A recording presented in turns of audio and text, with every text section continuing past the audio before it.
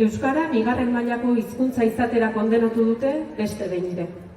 Izan ere, eskuin muturreko Vox alderdi espainiarraren eskariz, EAeko udal legearen dekretutik baliogabetutako artikulu gehienak atzera bota ditu Espainiako Auzitegi Gorenak ere.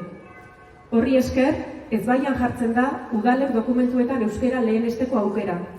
Zerbitzuak euskaraz nola eskaini planifikatzea eta telefono edo bozgorailuen bidezko informazioa euskaraz lehentasunez eskaintzea besteak beste.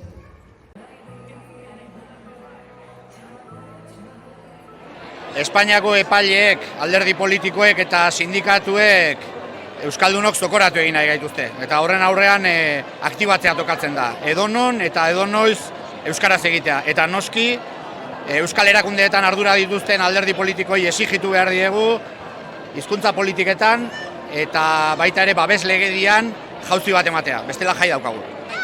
Deialdia Euskal Herri mailan UEMak egin du herriz-herri elkarretaratze hauek egiteko, gure kasuan eskualdean Galtzaundik eta UEMak egin dute deialdi hori, eta eskualdeko 28 herriak ere batu gara deialdi hontara. Horregatik bildu gara gaurkoan Tolosan.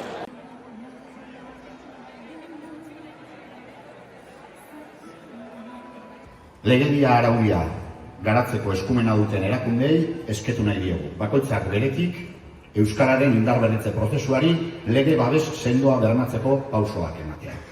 Eta udalei eta Tolosaldeko 28 herrietako 222 hautetsiei gure mezua. Jarraitu oraingo bidetik eta segi pausoak ematen euskararen normalizazioaren mesedetan. Epai hauen aurrean herritarron hizkuntza eskubideak defendatzen jarraitu ezazuen mesedez. Bada garaia euskararen aurkako erasoak gelditzeko, gure hizkuntzaren normalizazioan pausoak emateko, hizkuntza eskubideak aldarrikatzeko eta guztiok euskararen erabilera indartzeko. Euskarak justizia, lege babesa eta arnasa behar ditu.